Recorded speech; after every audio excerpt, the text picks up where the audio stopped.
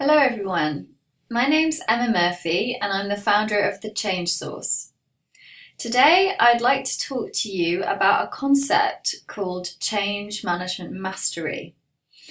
Now, I, like many of you out there, have spent the last few years working on various different change projects. I've been lucky enough to work in a number of different countries, so I've experienced different cultures as well. It's difficult to manage change wherever you are, that's what I found out. And I've also done a number of different certifications in change management and learned about lots of different tools and methodologies. And not only that, I've been able to then apply everything that I've learned in real life scenarios and develop my skills even further. And recently I started to think about, now I have these tools, now I have the experience, what's next in the journey of becoming a true professional and a thought leader in change management? And one of the things I started thinking about was developing a workshop that could support people on this journey. And then from that workshop, try to build a community so that we can support each other as we grow. And I feel like there are 4 key pillars of change management mastery. And I'd like to briefly talk through each of those 4 now. The first pillar is what I call leadership and influence. So I feel like you get to a point in your career as a change practitioner where it stops being so much about what you do, but much more about who you are as a person. How much value you add as a person within an organisation, and also how much influence you have where you're working. Now, in order to support people managing change, you have to be a very strong leader yourself, and of others. So managing change is complicated, it's messy, there are lots of human emotions involved. You know what I'm talking about here, those of you that have been through this. And it can actually be incredibly stressful at times. People can resist it, people can get upset with you about it, people can just not understand what you're trying to do as a change manager. And leadership have their own agendas sometimes. There might be politics at play. You might not be fully aware of all the things that are in the melting pot here of trying to manage change. So one thing I really feel like we need to develop is having the ability to navigate through that minefield when you're in an organisation trying to manage change. So, do you play to your strengths as a leader currently?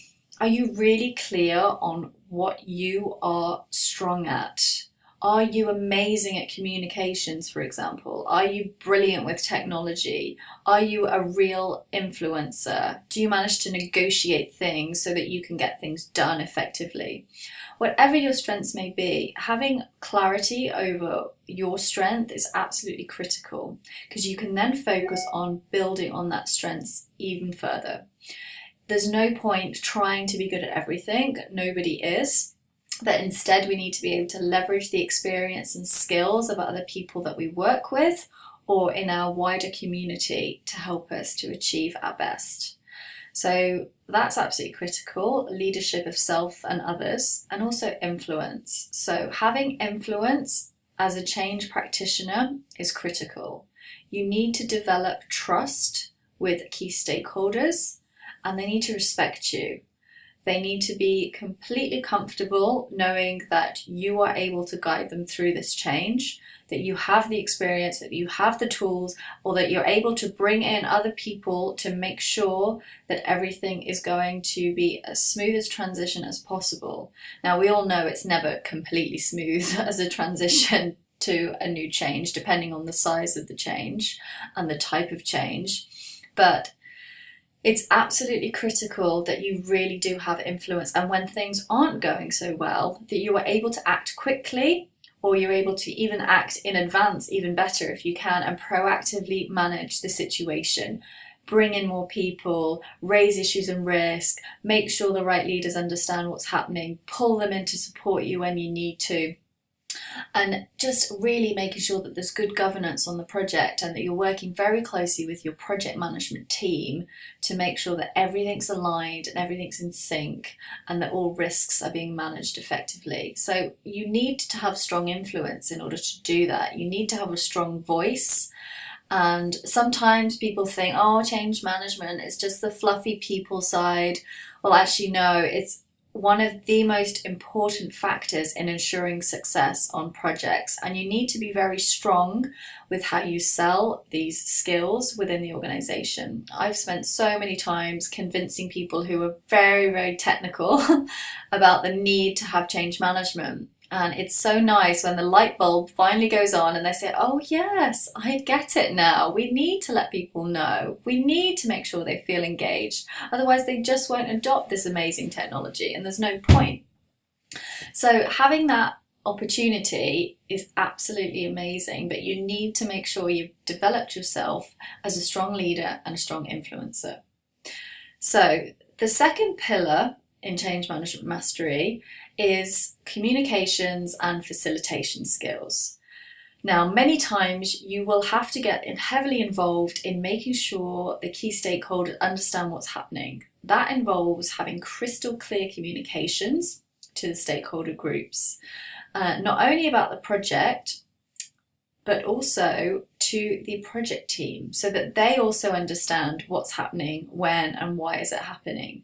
You need to become a master of communicating to many different groups in many different ways, using many different channels. And we know that you need to communicate at least 7 times in 7 different ways before people really start to understand it.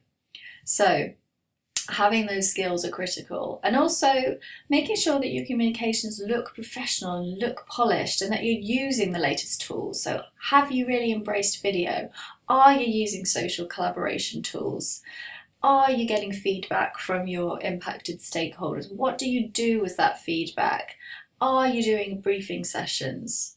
So whatever it is that you use as a communication tool, how slick and how polished are those communications, and what else can you do to make those better? The next thing is facilitation skills. Many times you will need to be involved in workshops and meetings and bringing the right people together, explaining the change, going through the impacts with them, identifying any new requirements potentially, making sure that you're crystal clear on the impact on employees within the organization, working with lots of different teams, maybe working with HR, operations, the legal team, the impacted business units. How are you going to bring all of those people together at the right times to make sure they're fully aware of what is going to be changing and also what they need to do as a consequence of it? So facilitation skills are absolutely critical as well. So moving on to the third pillar of change management mastery, and that is having a good knowledge of the latest tools and trends. Now, there are constantly new tools coming into our space and into our world that we can leverage to be more effective as change practitioners. But how do you keep up to date with all of this? There is so much out there now. How do you know what's going to work best within your organisation for your specific group of stakeholders? That's something that we need to work on together to make sure that you have the right mechanism in place to be constantly learning more about this field. Maybe you need to learn more about the neuroscience of change. Maybe you need to learn more about ideation and design thinking. Maybe it's using social collaborative tools and software on your change projects. There are so many different things that we can learn together to make sure that we're really getting the best out of everybody, that everybody's involved in the project, they feel like they have a voice, and that we're actually moving forward and making sure that it's really sustainable. So knowing the latest tools and trends and being able to use them is critical. Now, the fourth pillar of change management mastery is building a career plan and building a strong network. So, do you have a career strategy and plan for the next 5 years? Do you have absolute clarity about what it is that you are going to be doing on this journey as a change practitioner, or someone that wants to become much more involved in leading change, maybe leading organizations, maybe becoming a thought leader, perhaps you want to start teaching change management at some point. Whatever it is, are you crystal clear on what you want to do, and have you thought about how you're going to achieve that? So do you have clearly defined goals already written? If you do, that's amazing. But if you don't, that's what we want to help you to do as part of becoming a change management master. The next thing is to think about a change management network, and how do you leverage the network that you already have to learn more, to grow, to learn about new experiences, and to learn about new opportunities, and also to really achieve the goals that you have for your career. So again, there are so many different choices nowadays. There are multiple groups on LinkedIn that talk about change management now. There are a number of different amazing conferences that you can go to. There are lots of groups that meet up in various cities around the world. For example, ACMP has great networking events, Change Management Institute has great networking events, and many, many others do as well. And perhaps not just going to change management events, but also perhaps going to project management events or leadership events, or in my case, I go to a lot of social media events as well. I want to learn more about how to leverage social media and how to engage with people in different ways. So having that cross-pollination of different networks is really, really interesting. So that's something else we're going to work on. We're going to work on how to really build and leverage that network to help you achieve what you want to in your career and in your life. So I would really love to get some feedback from you from this video. I am going to design a 3-day workshop where we cover all of these key concepts. I'm going to bring in lots of different experts, and we're going to make sure that we cover all of these pillars in a lot more detail. And in order to do that, I would like to get some of your feedback now. I would like to understand what you really want to learn more about. So there are going to be a number of different links below this video where you can actually go and answer specific questions. So I want to effectively crowdsource a change management mastery workshop. So I have some ideas of what to cover, but I also want to make sure I get as much input and feedback from you so we can create a course that is really going to help you achieve what you want to in your career. So thank you very much for listening, and please do go ahead and fill in the questions for me and leave me a comment so that I can make sure that this works for us. Thank you very much.